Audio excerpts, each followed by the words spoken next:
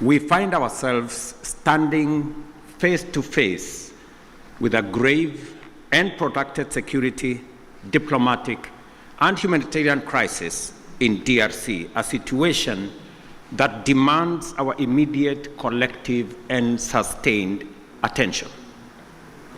The East region of DRC has been engulfed in a devastating conflict for over 2 decades now, and this tragedy has claimed thousands of lives, displaced countless civilians, inflicted unbearable suffering and loss, and set back the development momentum of one of the most promising countries in the world. The recent escalation of hostilities in Goma and the surrounding areas is a stark reminder of the increasing fragility the situation presents, and that only collective action to facilitate a negotiated solution will offer relief.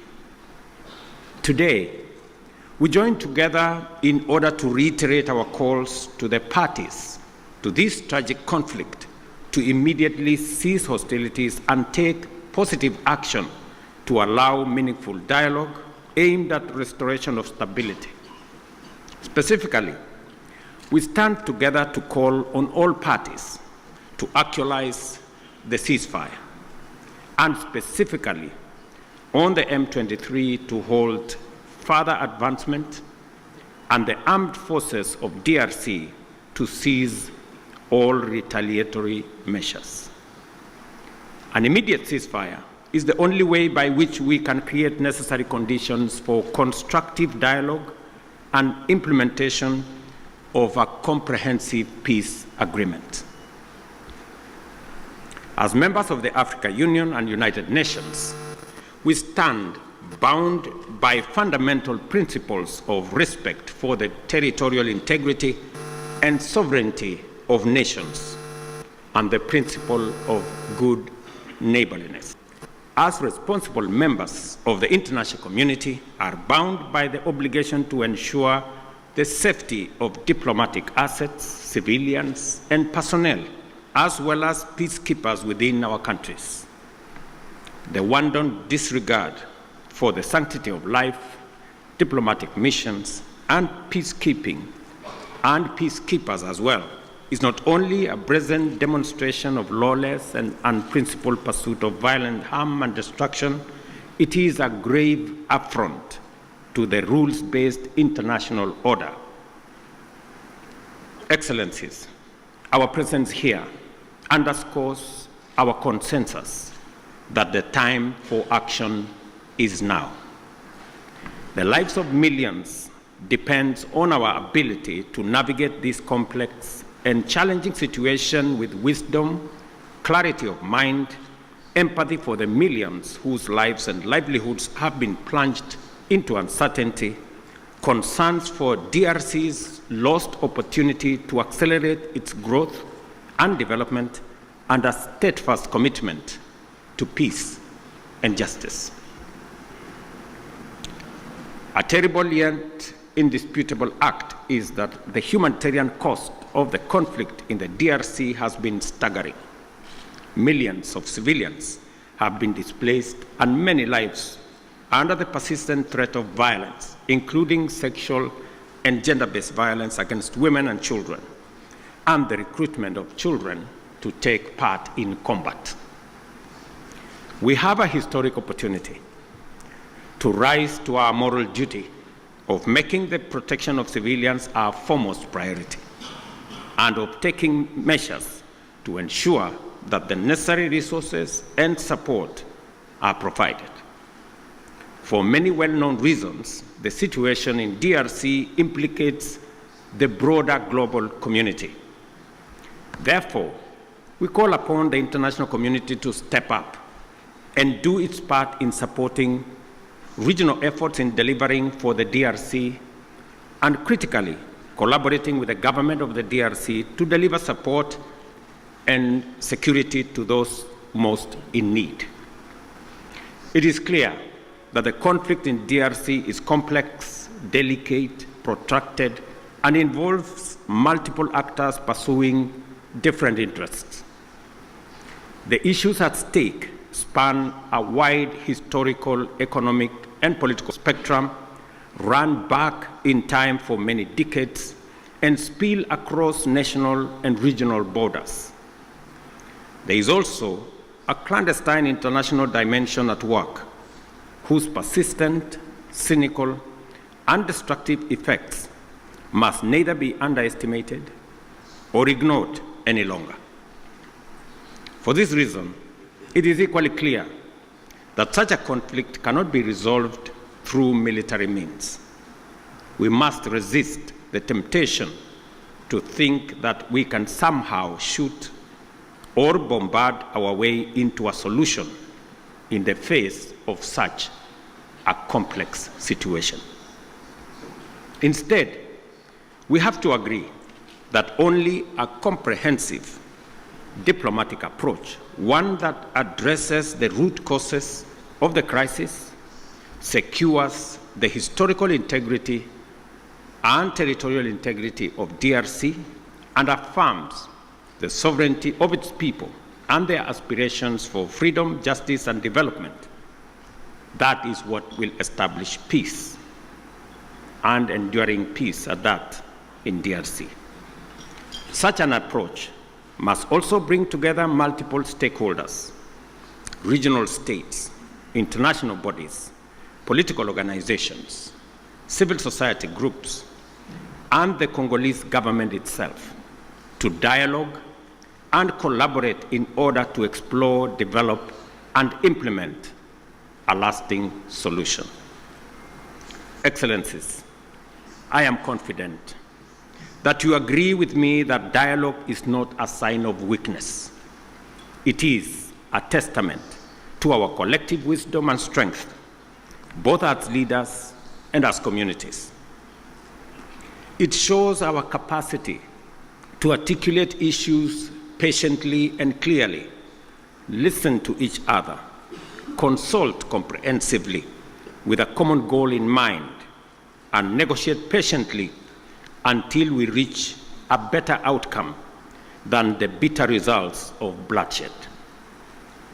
It is in this spirit that we must encourage all parties to put aside their differences and mobilize for engagement in constructive dialogue aimed at achieving the sustainable solution of conflict by peacefully addressing all underlying issues. We have a singular opportunity to build on the gains and lessons of Luanda and Nairobi peace processes. We have a historic opportunity as the broader neighborhood of the DRC to mobilize our collective will into a fused, single, and coherent initiative towards the resolution of this complex crisis. Such an approach will bring all our assets to bear and minimize the possibility of parallel initiatives that duplicate and undermine progress, including creating unnecessary competition as we strive for peace. My dear brothers and sisters, this calls for our unwavering political support. I therefore urge Your Excellencies at this extraordinary joint summit to deploy our best effort and muster our total commitment to facilitate a sustainable settlement that lays the foundation for a stable and prosperous Democratic Republic of Congo. I dare say, Excellencies, the situation may be complex, it may be protracted, it may have been with us for years, but I believe the situation in the DRC can be solved, should be solved, and must be solved. For this reason, it may also be prudent for the consolidated single EAC SADC initiative on this matter to be supported by a strong secretariat that can provide the necessary coordination, monitoring, and enforcement to ensure effective implementation of outcomes. The international community must stand in solidarity with the people of DRC during this time by aligning their support with this initiative. I conclude, Excellencies, by affirming our robust commitment to achieving sustainable peace and development and integration across the region. The security of DRC is essential not only for the stability of the country, but also to the prosperity and cohesion of the entire EAC and SADC. We call upon all parties to prioritize dialogue, cooperation, and above all, the protection of civilian lives. I thank you once again for being able to be here on this very important mission. It is a historic mission because for the first time, two regional economic blocs come together as a testament of the seriousness of the challenge we face, but also underscoring our commitment to provide leadership to resolve this issue. Max, Your Excellency, you have the floor. Thank you. Thank you very much, Your Excellency, Dr. Emerson. With these few remarks, I once again extend my warmest welcome to all of you and wish you productive deliberation. Asante sana, thank you very much. William Samuel Ruto, CGH, President, Cabinet and Secretary for Foreign and Diaspora Affairs, Republic of Kenya, and Head of the East African Community Delegation of Ministerial Session. Of the United Republic of Tanzania, shall we please put our hands up here? We do have participating online His Excellency Felix Antoine Tshisekedi Chilombo, His Excellency Kaguta Museveni, President of the Republic of. We have His Excellency General Gevai, His Excellency João Manuel Gonçalves Lourenço, President of Republic of Angola, Excellency Dr. Lazarus McCarthy Chakwera, President of the Republic of Malawi. We have Honorable Lieutenant General Lala, their Excellencies, and up here we have the CBS Secretary General of the East Africans and gentlemen. You are welcome. This will be followed by the statements from the African solutions for Africa's problems. Our countries have a collective responsibility to ensure we urgently address the existing security challenges. His Excellency Mr. Haga, thank you.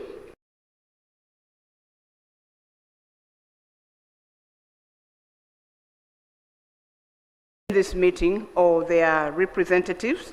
Hola.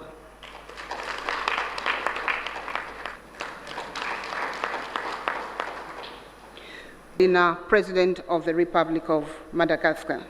Statement.